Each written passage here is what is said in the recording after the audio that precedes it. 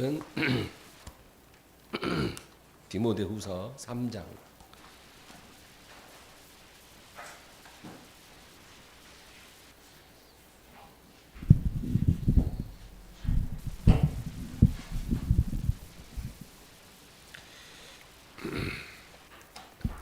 1절에서 5절까지입니다.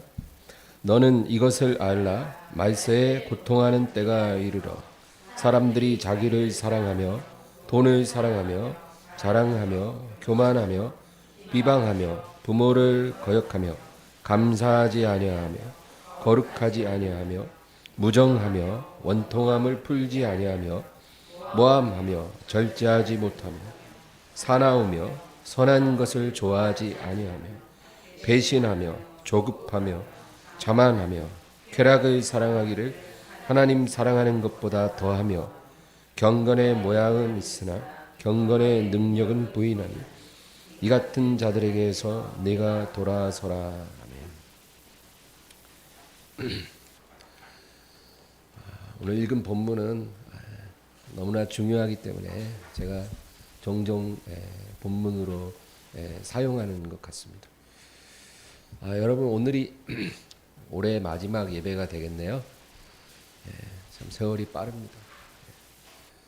이틀 남은 한 해 잘 마무리하시고 새해에는 정말 놀라운 축복이 임하기를 주의 이름으로 축원합니다. 오늘 1절에 보면 너는 이것을 알라. 우리가 알아야 된다는 거예요. 뭘 알아야 되냐면 말세에는 고통하는 때가 이르리라. 이 말세라는 게 뭐예요? 주님 강림하시는 것을 말합니다. 주님이 강림하시면 역사가 끝나요. 그래서 말세라는 것은 주의 강림하기 직전을 의미하고 저는 지금이 바로 그때라고 믿습니다. 주님이 강림하기 직전에 역사상 가장 고통스러운 시간이 올 것이다. 이제 그렇게 성경은 말씀하고 우리가 그것을 알아야 한다는 거예요. 여러분, 고통을 예상하지 못하다가 고통을 당할 때와 고통을 예상하고 예비하고 있다가 고통을 맞이하는 건 다르겠죠. 하나님의 백성들은 그 고통이 언제 어떻게 올지는 모르나 곧 어떠한 큰 고통이 우리에게 올 것이라는 것을 알고 있어야 한다는 거예요. 그래서 지금 편안할 때 그냥 안일하게 살면 안 된다는 거예요. 그 고통을 위해서 영적인 힘을 길러야 돼요. 믿음의 털을 잘 닦고 집을 튼튼하게 지어놔야 바람이 불고 창수가 나도 무너지지 않는 겁니다. 그래서 하나님께서 우리에게 그런 것을 미리 알려주시는 것은 그냥 알고 있어라가 아니라요. 준비하라는 거죠. 대비하고 있으라. 그렇죠. 네, 그래서 우리가 7년 환란이라는 말을 하는 거예요. 다니엘서와 계시록에 7년 환란에 대해서 예언을 하죠. 주님 오시기 직전에 7년 환란이 있으리라. 그 7년 환란이라는 것은 정말로 혹독한 환란인 거예요. 요셉의 시대에 7년 흉년이 왔는데 그 흉년이 얼마나 심한지 그 전에 있었던 7년 풍년이 기억나지 않아요. 그 요셉의 형들이 양식을 구하러 애굽으로 올 때가 흉년 2년째. 그러니까 이미 2년째에 온 땅에 양식이 다 떨어진 거예요. 그래서 유일하게 양식이 있는 애굽에 양식을 구하러 사방에서 애굽으로 오는 거예요. 2년째 그렇게 되면 여러분 살 수가 없는 거죠. 하나님께서 요셉을 통해서 온 땅을 구원하신 역사예요. 여러분, 근데 예수님 오시기 전에도 비슷한 일이 일어난다는 거죠. 그래서 우리가 7년 환란이라 그러면 뭐 전쟁이 일어나죠. 또 기근이 심하게 오고 또 전염병이 돌고 그리고 엄청난 자연재앙들이 일어난다는 거죠. 그래서 이런 일들이 막 한꺼번에 몰아닥치고 또 우리가 알고 있는 어떤 666 이런 사회가 도래한다는 거예요. 그런데 오늘 본문은 이런 구체적인 환란이 임하기 전에 먼저 인간성에 파괴되는 일들이 일어난다는 거예요. 사람들 안에서 인간성이 파괴되는 그런 일들이 먼저 아주 편만하게 일어난다. 여러분 어느 시대에 어떤 나라든 악인도 있고 의인도 있어요. 그렇죠? 예. 우리나라 조선 시대에도 그랬고 고려 시대에도 그랬고 통일신라 때도 그랬어요. 서양에도 그랬고 동양에도 그렇고 늘 악인도 있고 의인도 있는 거예요. 그런데 말세에는 이 균형이 깨진다는 거예요. 그래서 악인들이 엄청나게 많아지고 그리고 의인들이 거의 희소하게 될 거다. 그런 얘기입니다. 하나님을 경외하는 사람들이 아주 적어질 거라는 거예요. 그리고 전체적으로 악인들이 너무너무 많아진다. 도처에 악인이 횡행하는도다. 시편에 그런 표현이 있어요. 도처에 악인들이 그냥 가득한 거예요. 심지어는 가족인데도 부모가 자식을 죽는 데 내주고 자식이 부모를 고발하고 형제가 형제를 죽이고 부부가 막 서로 원수가 되고 뭐 이런 일들이 비일비재하게 일어난다. 가정이 파괴되고 인간성이 파괴되고 양심이 파괴되는 이런 심각한 그런 일들이 일어날 것이다. 그렇게 말씀합니다. 그게 바로 고통의 시간이다. 여러분 우리는 죄라 그러면 일반적으로 어떤 걸 생각해요? 간음을 하거나, 그렇죠? 살인을 하거나, 또 도둑질을 하거나, 뭐 이런 행동을 해야 그게 명백한 죄라고 생각하죠. 근데 오늘 본문에는 그런 얘기는 없어요. 그런 죄들은 이야기 안 해요. 그럼 무슨 죄를 말하냐면 우리가 죄라고 생각하지 않았던 것들. 현대인들은 이런 거를 죄라고 생각하지 않는 것들. 그런데 하나님 보실 때는 아주 심각한 죄인 것들이에요. 우리 2절에서 4절을 다시 읽어볼까요?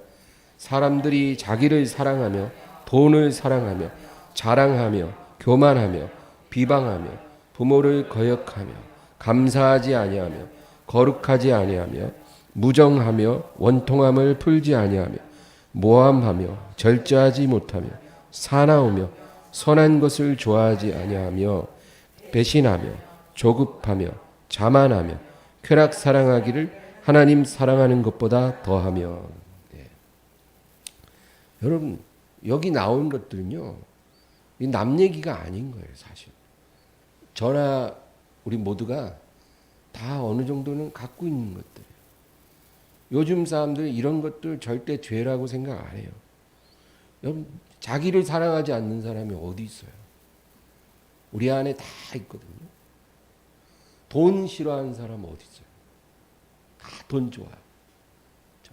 또 자랑하지 않는 사람. 여러분 사실 우리가 뭐 명품 브랜드 이런 거 좋아하잖아요. 예. 뭐 그런 왜 그게 뭐예요, 사실? 자기 만족도 있지만 또 어느 부분은 또 자랑도 있는 거죠. 요즘 유행하는 말 중에 명품 플렉스라는 말이 있어요. 그게 뭐냐면 젊은 애들이 명품을 사요. 월급 다 털어서 명품 가방을 사서 예, 그거를 SNS에 올리는 거예요. 예, 그리고 자기의 어떤 풍요로움을 과시하는 그게 명품 플렉스라.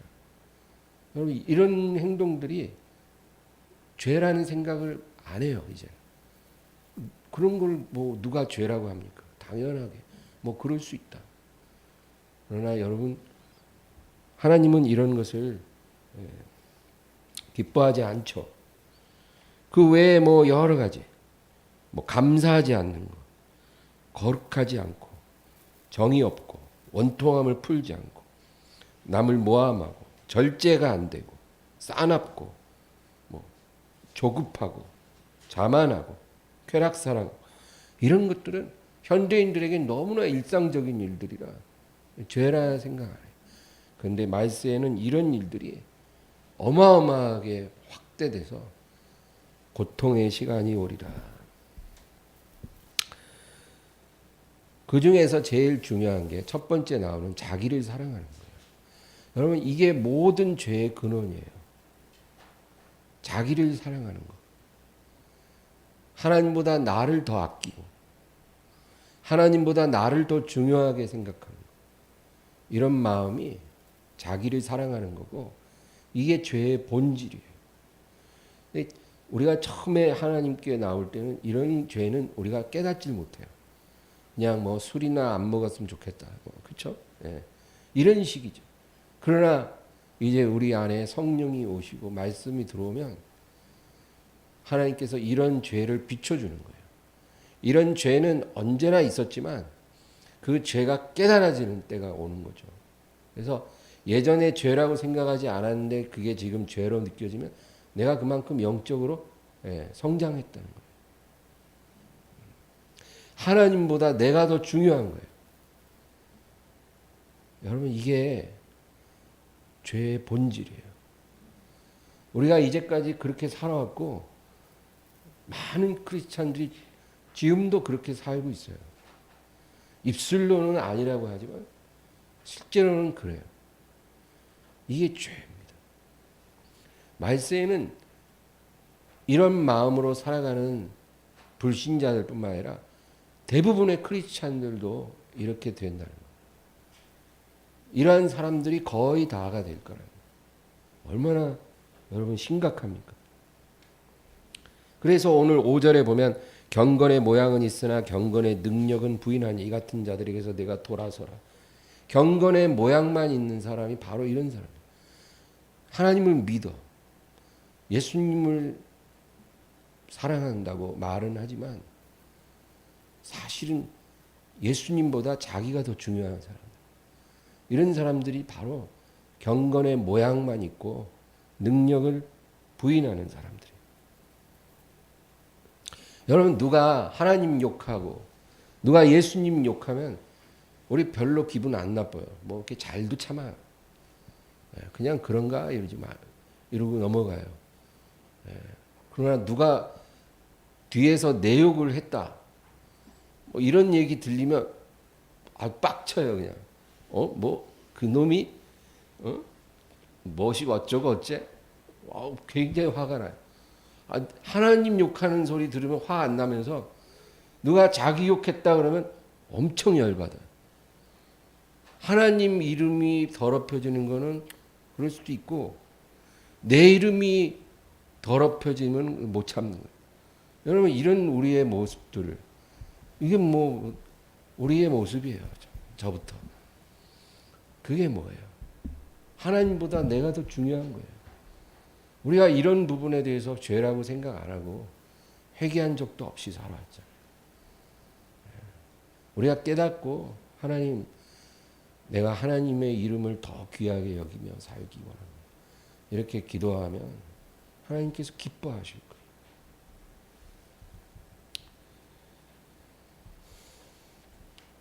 하나님 앞에는 돈 10,000원도 쓰는 게 편치 않아. 교회 와서 이제 헌금한다고 그러면 돈 10,000원도 내가 이 돈이면 어디 가서 뭐 영화도 볼 수 있고 요즘 영화 못 보죠. 그런데 내가 아깝구나 이런 거예요 마음이. 근데 자기가 사고 싶은 100만 원짜리 가방은 딱 사갖고 SNS에 올리고 기분 너무 좋아. 벼르고 별론데 기분 너무 좋아. 하나님 앞에는 10,000원도 아까운데 자기가 사고 싶은 건 100만 원짜리 사면 기분 너무 좋아. 100만 원짜리 사지 말라는 게 아니라 그렇게 괴리가 있다는 거예요. 그게 우리의 마음이 그렇다는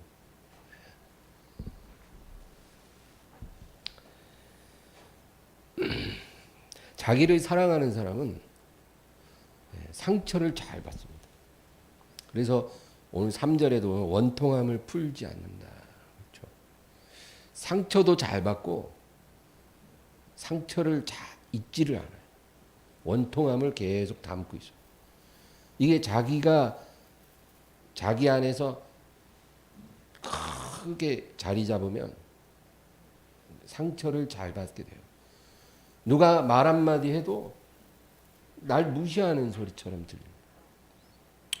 그래서 기분 나쁘다는 거예요. 예. 자기가 크면 그래서 상처를 잘 받아요. 분노가 많아요. 우리가 그런 걸 깨달아야 돼요. 남을 잘 섬기는 사람은요, 섬기는 사람은 받을 생각을 안 하기 때문에 상처도 잘 안 받아요.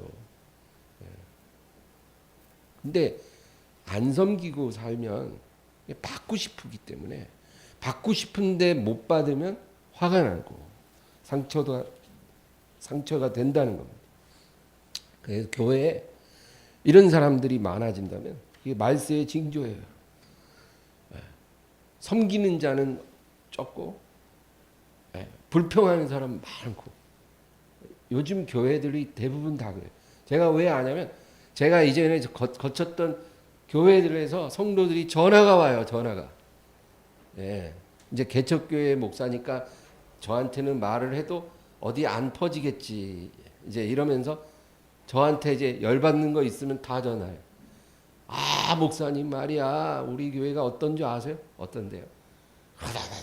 그러면 뭐 다 이유는 있죠. 근데 제가 안타까운 거는 불평하는 사람이 점점 많고 섬기는 사람은 줄어들어요. 그런 모습들이 말세의 징조 중에 하나다. 여러분, 예수님은 아버지의 뜻을 이루기 위해 내가 이 세상에 왔나이다. 그렇게 말씀하셨어요. 이 세상에 오신 것이 자기 뜻이 아니라 아버지의 뜻이었다.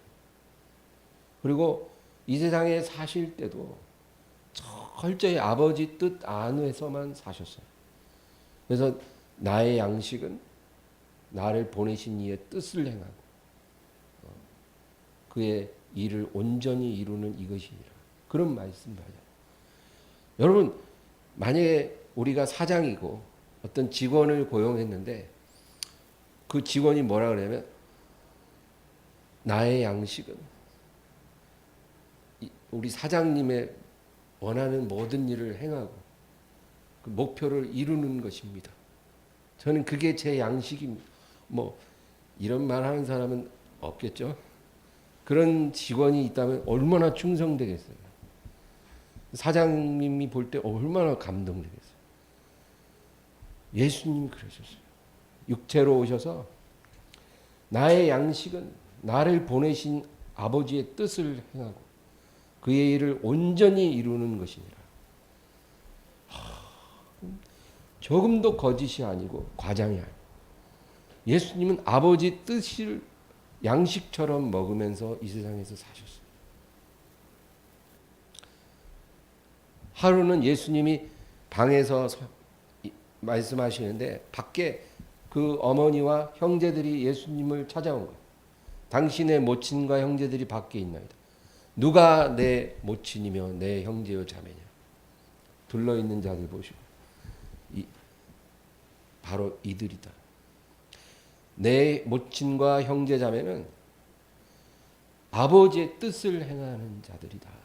그렇게 말씀합니다. 예수님은요, 이 세상에 계실 때 먹는 양식도 아버지의 뜻이라 그랬고, 그리고 자기 가족은 혈육으로 맺어진 사람들이 아니고 아버지의 뜻을 따르는 자들이 내 가족이라 그랬어요. 예수님은 철저하게 피까지 뭐 코카콜라 사장은 코카콜라가 피 대신 흐른다 그러면 예수님 몸 안에는 아버지의 뜻이 충만했어요. 그리고 마지막에 십자가에 오르실 때도 나의 뜻대로 마시고 아버지의 뜻대로 되게 하옵소서. 그리고 십자가에 오르신 거예요. 그러니까 이 세상에 오시고 3년 반 공생애 하시고 33년 사시고 십자가에 죽으실 때까지 철저하게 아버지의 뜻을 따라 사시다 가신 거예요. 그리고 아버지께로 다시 가신 거예요. 그러면 예수님이 이 세상에서 왜 그렇게 사셨을까요? 우리도 그렇게 하라는 거예요. 우리도 육체를 따라 예수님과 연합했잖아요. 우리가 예수님의 피가 우리 가운데 흐르잖아요. 영적으로 하나잖아요. 우리도 그렇게 살다가 아버지께 오라는 거예요. 예수님이 그렇게 사시다가 아버지께 가신 것처럼 너희도 그렇게 살다가 아버지께 오라는 거예요. 예?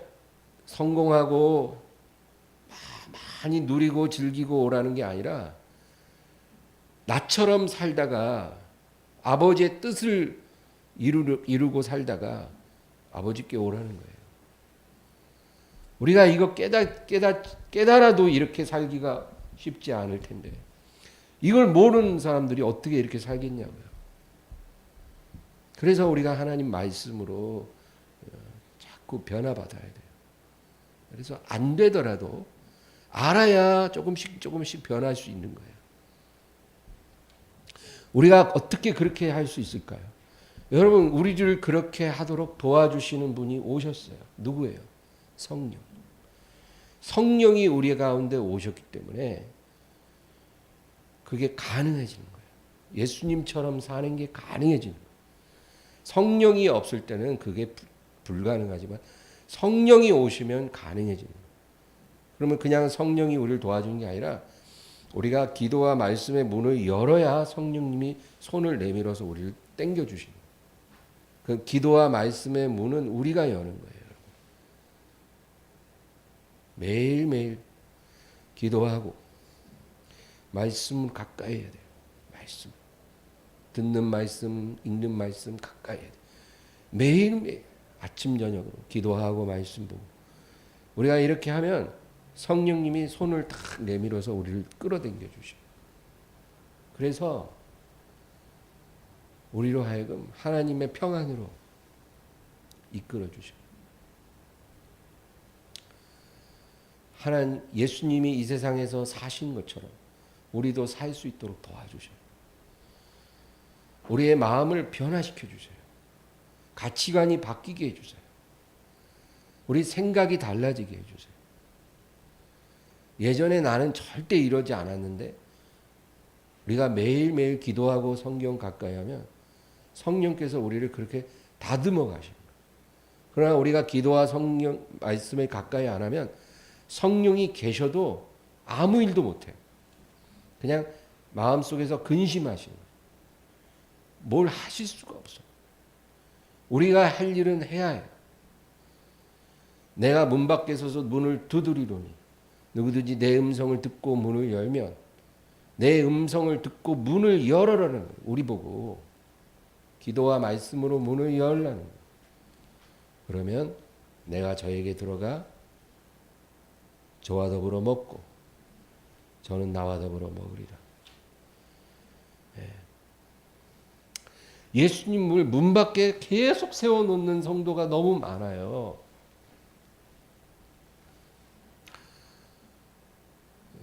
우리는 그러지 말아야 될 줄로 믿습니다. 여러분 새해에는 그러지 마십시다. 1년만이라도 아버지의 뜻을 양식처럼 먹으면서 예수님처럼 살다가 아버지께로 가야 되지 않겠어요? 1년이라도. 우리 인생의 1년이라도. 얼마나 오래 사느냐보다도 그게 더 중요한 거예요. 예? 우리가 50년만 살지 70년 살지 90년 살지는 하나님이 정하는 거예요. 우리가 정하는 게 아니에요. 그러니까 뭐 나는 몇 살 살 거야 이런 말도 하지 마세요. 그런 말 하면 그 말 안 되게 해주세요. 하나님은 꼭 그래요. 그러니까 아무 말도 하지 마세요. 대신에 70년을 살든 90년을 살든 몇 살을 살든 1년이라도 아버지 뜻대로 살다가 가야 되겠다. 이런 마음의 소원을 갖고 2023년은 내가 정말 그렇게 살아야 되겠다. 그럼 어떻게? 기도와 말씀으로 문을 여세요. 그러면 성령님이 도와주시고 끌어주실 거예요. 이 주님 오실 날 가까운데 1년만이라도 그렇게 사는 것도 우리에게 중요한 목표가 될 겁니다.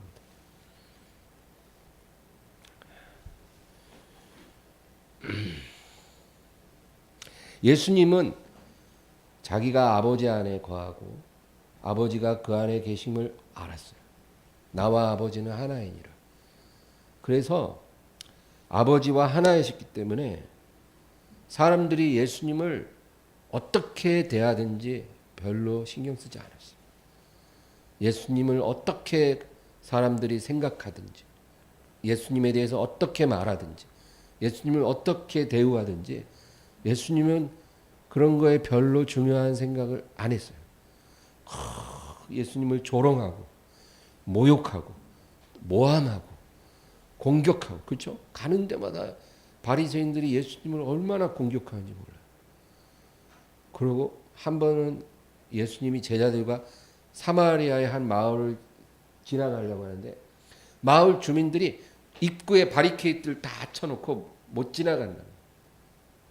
왜 그러냐 했더니 너희들 유대인들이고 지금 예루살렘으로 가는 거 아니야. 우리하고 너희는 원수지간인데 우리 마을로 못 지나간다. 생떼를 씁니다. 어지간한 마을들은 그냥 지나가게 하거든요. 같이 상종만 안 하는 거지 마을 지나가는 것까지 뭐라고 하지 않는데 나사렛 예수가 아주 유명한 선지자라는 정도는 다 알면서도 그렇게 회방을 오는 거예요. 그러니까 요한과 야고보가 열받았어요. 주여 우리로 하여금 하늘에서 불을 내리게 해서 이 마을을 다 태우게 하소서. 저것들은 아주 몹쓸 종자들이니까 그냥 다 태워버립시다.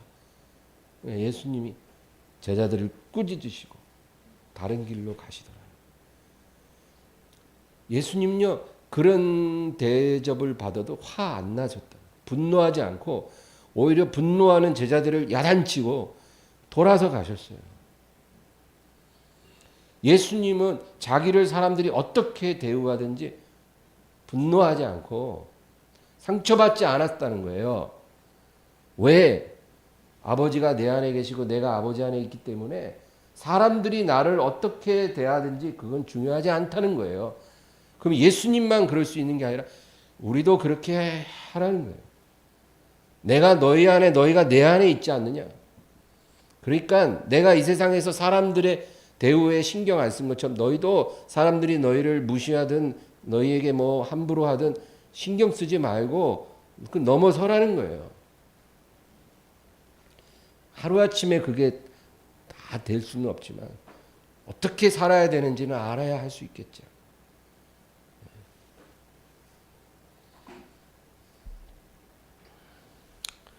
예수님이 이 세상에서 분노하신 경우는 딱 두 가지예요. 첫째는 영적 지도자들의 위선을 굉장히 분노하셨어요. 뭐 가늠하다 잡힌 여자라든지 뭐 아주 정말 아주 부끄러운 죄인들은 예수님이 그들에 대해서 화를 내거나 분노하지 않았어요. 오히려 그들을 품으시려고 하셨죠. 그러나 영적 지도자들, 소위 종교인들의 위선, 그거에 대해서 예수님은 아주 엄히 꾸짖으셨어요. 하나님이 제일 싫어하는 죄 중에 하나가 영적 위선이에요. 저 같은 목사들 조심해야 돼요. 그런 상황이 나도 모르게 오거든요.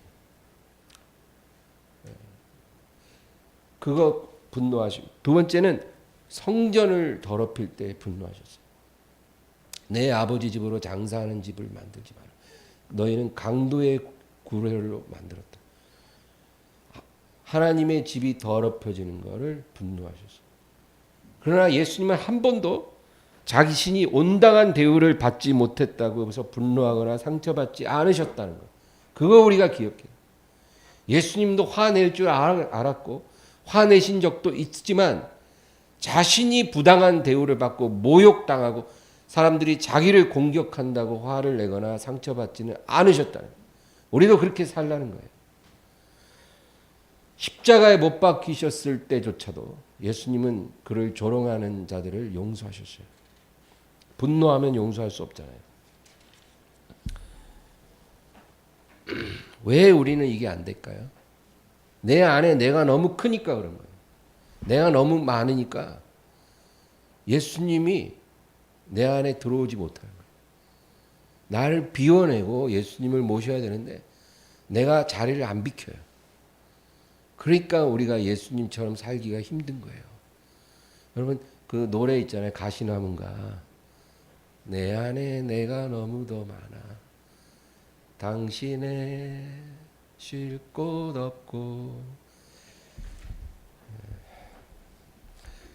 그 가사는 참 좋아요. 우리가 내 안에 너무 많이 차지하고 있는 거예요. 주님이 계실 곳이 없어요. 그러니까 예수님은 예수님 안에 아버지로 꽉 채웠기 때문에 누가 예수님을 모욕해도 아무렇지도 않았는데 우리는 우리 안에 예수님이 아니라 내가 꽉 차 있어갖고 누가 별것도 아닌 말을 해도 그렇게 분통 터지고 서운한 거예요. 이제 새해에는 그러지 않아야 될 줄로 믿습니다. 여러분 예수를 따르라 이런 말은 그냥 교회 열심히 다니라 이런 말은 아니에요. 교회 열심히 다녀야죠. 그러나 교회 열심히 나간다고 예수님을 따르고 있는 건 아니에요. 예수를 따른다는 것은 뭐냐면 자기를 부인하고 자기 십자가를 지는 거예요. 이 두 가지를 할 때 예수를 따를 수가 있는 거예요. 이게 안 되면 예수님을 따른다고 말은 해도 따라지지가 않는 거예요. 절대 못 따라요, 여러분. 자기 부인 안 되고 자기 십자가를 안 지는데 예수님을 따를 수가 없는 거예요. 예수님 절이 가셔도 못 가요. 그래 예수님이 제자들에게 너희가 지금은 내가 가는 곳에 올 수 없으나 나중엔 오리라 그랬잖아요. 주여 왜 지금은 못 갑니까? 이해를 못 하는 거죠. 자기 부인과 자기 십자가를 감당할 수 있을 때 예수님이 따라질 수 있는 거예요. 여러분 새해에는 그런 목표가 있어야 되는 거예요. 돈을 얼마를 모아야 되겠다. 이런 목표는 그냥 세우지 마세요. 그런 목표는 하나님이 안 이루어 주세요. 돈도 하나님이 마음이 좋아야 팍 부어주는 거지. 뭐 얼마 주세요. 뭐 이런다고 해서 주는 거 아니에요. 어디 가서 누가 그런 소리 하면 그런 교회는 가지 마세요. 그런 거는 잘못된 말이에요. 성경적이지 않아요. 우리가 구할 거는 그런 게 아니고 올해는 하나님 나를 부인하고 내 십자가를 질 수 있게 해주세요. 그래서 주님 바짝 따라갈 수 있게 해주세요. 내가 정말 그러고 싶어요. 이제까지는 못했지만 올해는 그렇게 하고 싶어요. 도와주세요. 이렇게 기도하면 하나님이 얼마나 흐뭇할까요? 자기를 누구든지 나를 따라오려거든. 어떻게 하라고요? 자기를 부인하고 나를 따라오려거든. 따르고 싶다면 자기를 부인하고 날마다 자기 십자가를 지고 나를 따를 것이라. 이 말씀이 마태복음에도 나오고 마가복음에도 나오고 누가복음에도 나와요. 얼마나 중요한지. 이 제자들의 뇌리에 확 박힌 거예요. 예수님을 따르는 것은 우리의 의지만 갖고 되는 게 아니고 자기 부인이 돼야 돼요. 그래서 우리가 여러분 매일 아침에 하나님 앞에 기도할 때 다른 기도 못해도 그 기도는 해야 돼요. 하나님 오늘도 하루 동안 나를 다 비워내고 예수님을 모시게 하옵소서. 내가 자리를 딱 차지하고 있으면 예수님 못 들어와요. 문에서 두드리기만 하는 거지. 문이 안 열리는 거예요. 나를 비우고 주님을 모시게 하옵소서. 오늘도 그렇게 하게 하옵소서. 나를 부인하고 주님만 인정하고 오늘도 살게 하옵소서. 그리고 내게 주신 십자가 주님 감당할 수 있도록 도우소서. 매일 아침에 그렇게 기도를 하고 하루를 시작해야 돼요. 다른 거 기도 못해도 그 기도를 해야 되는 거예요. 오늘도 하나님 내가 원하는 일들이 이루어지게 하옵소서.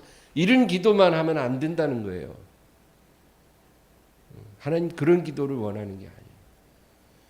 오늘도 나를 부인하고 주님을 모시고 내 십자가를 질 수 있게 하옵소서. 이런 기도를 해야 하나님이 기분이 좋아가지고 우리가 원하는 것도 그냥 다 허락해 주시는 거예요. 그런 축복을 받고 살아야 이게 진짜 축복된 거지. 뭐 하나님이 우리한테 빚 줬어요. 왜 이렇게 달라고만 해요. 뭐 안 주면 또 그렇게 서러워해. 그렇게 이제는 하지 말자고.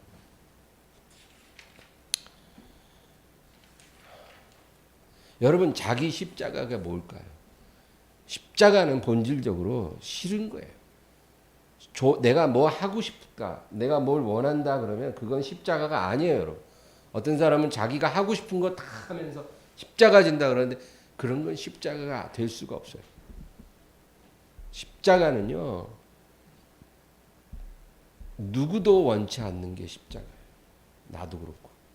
예수님도 원치 않았어요.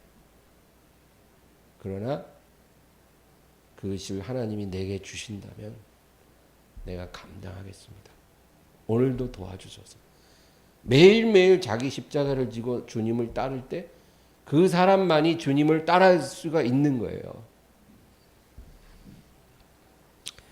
우리가 주기도문 기도 늘 하잖아요. 주기도문. 예. 그 주기도문 주님이 가르쳐준 그 기도가 제일 처음에 뭐라 그래요?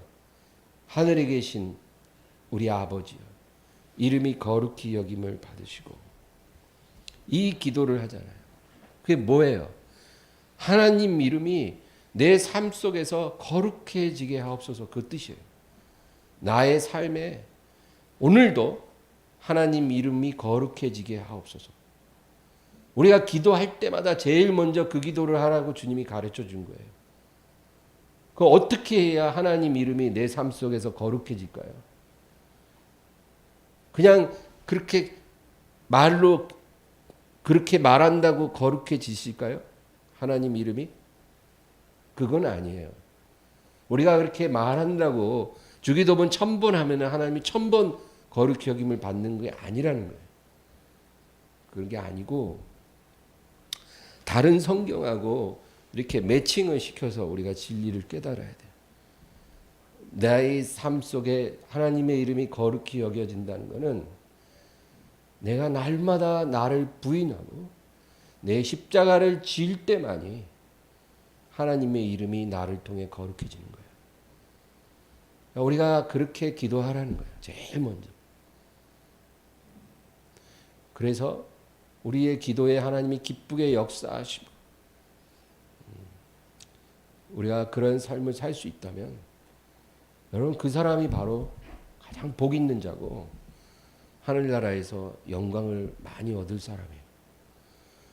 국회의원하고 무슨 대기업 회장한다고 여러분 하늘나라에서 무슨 VIP 대접 받을 줄 아세요? 천부당 만부당한 소리. 그런 것들은 아예 묻지도 않아요. 아예. 그런 건 천국에서 아예 고려 대상이 아니에요. 이 세상에서 목사였다, 장로였다 이런 것도 천국에서 고려 대상이 아니에요, 여러분. 미안한 말이지만. 천국에 딱 들어갈 때 하나님이 우리를 심사하는 유일한 기준은 네가 나를 사랑하는. 순복음 교인이든 장로 교인이든 침례 교인이든 그게 중요한 게 아니고 네가 나를 사랑하느냐. 사랑한 거 모르세요? 나는 너를 알지 못한다. 이렇게 되면 끝난 거예요. 그리고 기회가 없어요. 주님 다시 갔다 올게요. 기회 한 번만 주세요. 안 돼요. 끝났어요. 그런 날이 다가오고 있다는 거예요. 그러니까 지금 이 시간이 우리가 돌이킬 수 있는 유일한 남은 얼마 안 되는 시간이에요. 우리가 주님 앞에 갔을 때